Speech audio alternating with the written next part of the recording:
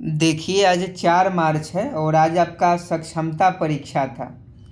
और आज हम क्वेश्चन को टाइप नहीं कर पाए हैं क्योंकि हमारे पास समय बहुत कम था। इसलिए जो क्वेश्चन आज सक्षमता परीक्षा में पूछे गए थे उसको हम टाइप नहीं कर पाए। हमने क्या किया है कि पेन से कॉपी पर लिखकर आपके सामने प्रस्तुत करने का प्रयास किया है। और आपको बता दें कि जो भी क्वेश्चन सक्षमता परीक्षा में पूछा गया था लगभग सभी क्वेश्चन जो है हम लाने का प्रयास किए हैं। तो अगर आप नियोजित शिक्षक हैं, अगर आपका एग्ज़ाम हो गया है या आने वाले दिनों में एग्ज़ाम है, तो आप सभी जो है इस वीडियो को ध्यान से देखिएगा कि 4 मार्च के सक्षमता परीक्षा में किस प्रकार से क्वेश्चन पूछे गए थे। और सभी क्वेश्चन स्मृति पर आधारित होंगे क्योंकि आप सभी जानते हैं सीबीटी एग्ज़ाम हो रहा है, कंप्यूटर पर एग्ज़ाम हो रहा है और सभी क्वेश्चन पेपर आपको नहीं दिए जाते हैं। तो कुछ क्वेश्चन में डिफरेंट भी आपको देखने को मिलेगा, लेकिन हम कोशिश करते हैं कि जिनका एग्ज़ाम हुआ होता है उनसे हम बात करें और उनसे क्वेश्चन इकट्ठा करके तब आपके सामने लाएं। तो सभी क्वेश्चन आज के सक्षमता परीक्षा में पूछा गया है। थोड़ा सा धुंधला आपको दिखाई देगा क्योंकि कॉपी और कलम पर लिखा हुआ है, समझे कि नहीं। तो आप सभी मैनेज कर लीजिएगा और देख लीजिए कि किस प्रकार के क्वेश्चन पूछे जा रहे हैं अभी तक सक्षमता परीक्षा में। आज एक क्वेश्चन पूछा गया था कि बिहार में 1857 की क्रांति कहाँ से शुरू हुई। ये आज के सक्षमता परीक्षा में पूछा गया प्रश्न है कि बिहार में 1857 की क्रांति कहाँ से शुरू हुई। तो आप सभी जानते हैं देवघर जिले के रोहिणी नामक स्थान से। पहले झारखंड और क्या था, झारखंड बिहार उड़ीसा सब एक ही में था। तो झारखंड जो था पहले बिहार का हिस्सा हुआ करता था, बाद में इसको झारखंड का राज्य का दर्जा मिला। तो बिहार में 1857 की क्रांति कहाँ से शुरू हुई, तो देवघर जिले के रोहिणी नामक स्थान से। अब बहुत लोग ऑप्शन में देवघर देखे थे तो उसने गलत कर दिया क्योंकि देवघर तो अभी झारखंड में है, लेकिन आपको मालूम होना चाहिए कि 1857 की क्रांति के समय देवघर जो झारखंड आज का है वो बिहार में ही था। तो इस बात को याद रखते हैं और ABCD जो भी ऑप्शन में देवघर था या रोहिणी था, रोहिणी नामक स्थान, ये आपका बिल्कुल सही जवाब हो जाता। बिहार में 1857 की क्रांति कहाँ से शुरू हुई, देवघर जिले के रोहिणी नामक स्थान से। नेक्स्ट प्रश्न देखिए, पावापुरी बिहार के किस जिले में है। ये भी क्वेश्चन पूछा गया है। बिहार जीके से संबंधित हर शिफ्ट में सक्षमता परीक्षा में क्वेश्चन पूछा ही जा रहा है, एक ना एक क्वेश्चन बिहार जीके से पूछा ही जा रहा है।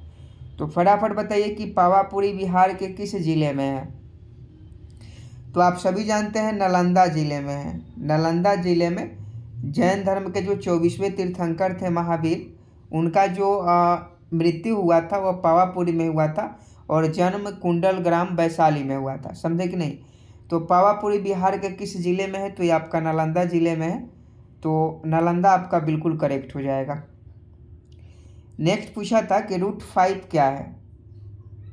ये जो √5 होता है मैथमेटिक्स का क्वेश्चन है, √5 क्या है, बहुत ही महत्वपूर्ण क्वेश्चन है। √5 क्या है, ऑप्शन में दिया था परिमेय संख्या, फिर ऑप्शन में दिया था अपरिमेय संख्या, ऐसे ही 4 ऑप्शन थे।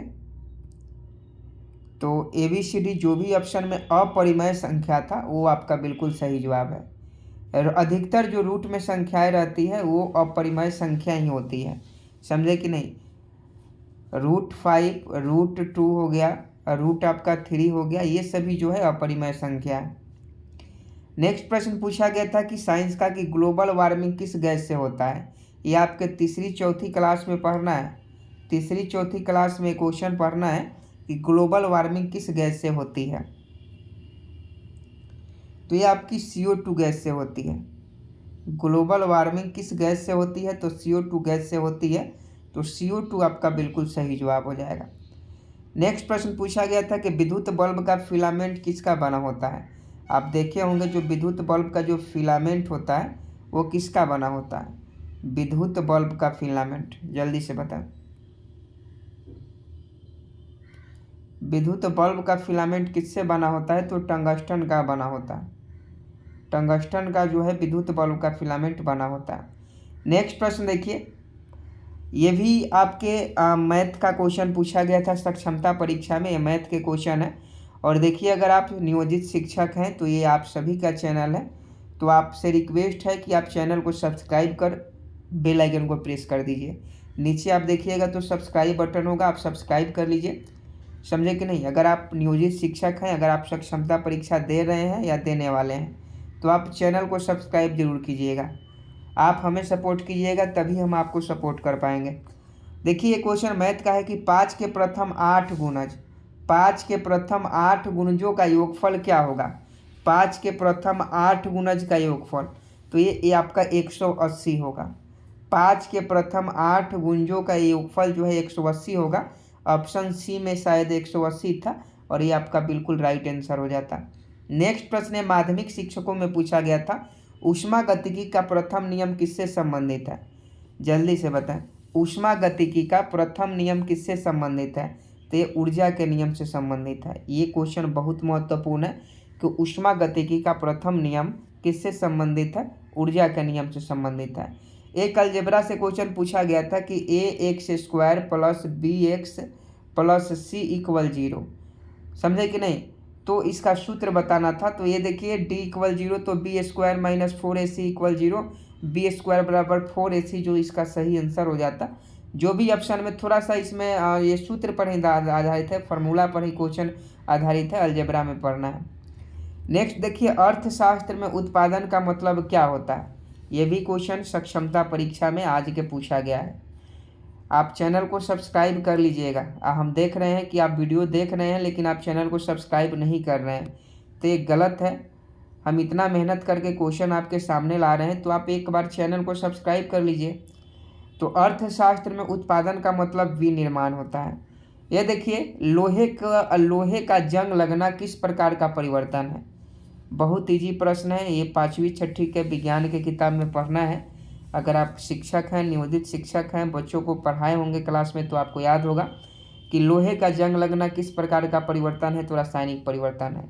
एल्केन का रासायनिक सूत्र पूछा था कि एल्केन का रासायनिक सूत्र क्या होता है, CnH2n+2 होता है। एल्केन, एल्काइन, एल्काइन, तो CnH2n+2 जो होता है एल्केन का रासायनिक सूत्र होता है। नेक्स्ट पूछा था कि जो बहुत कुछ जानता है उसे क्या कहते हैं, तो बहुश्रुत कहते हैं, बहुयज्ञ हो सकता है। जो भी ऑप्शन में था वो आपका बिल्कुल सही जवाब हो जाएगा। एक क्वेश्चन पूछा गया था कि KMnO4, ये सूत्र दिया था कि KMnO4 में KMnO4 में मैग्नीज का जो है ऑक्सीकरण संख्या बताना था, ऑक्सीडेशन नंबर। तो देखिए KMnO4 में मैग्नीज का जो ऑक्सीकरण संख्या होता है वो 7 होता है। एक और बिहार से संबंधित क्वेश्चन पूछा था कि बिहार का शोक नदी किसे कहा जाता है, तो कोसी नदी को कहा जाता है। बिहार का शोक नदी किसे कहा जाता है, कोसी नदी को कहा जाता है। नेक्स्ट पूछा गया था स्थूल का विलोम शब्द क्या होगा, तो क्रीस होता है। एक और अलंकार से संबंधित था कि कमल नयन में कौन सा अलंकार है, तो ये आपका रूपक अलंकार है। कमल नयन में कौन सा अलंकार है, रूपक अलंकार है। नेक्स्ट पूछा था हमारे सौरमंडल का सबसे निकटतम तारा कौन सा है। हमारे सौरमंडल का सबसे निकटतम तारा, जियोग्राफी का क्वेश्चन है, सोशल साइंस का, प्रोक्सिमा सेंचुरी, प्रोक्सिमा सेंटियरी जो होती है हमारे सौरमंडल का सबसे निकटतम तारा है। एक क्वेश्चन हिस्ट्री का था कि ईस्ट इंडिया कंपनी की स्थापना किस वर्ष हुई थी। ये क्वेश्चन पूछा गया था, ईस्ट इंडिया कंपनी की स्थापना किस वर्ष हुई थी, तो 1600 ईस्वी में हुई थी।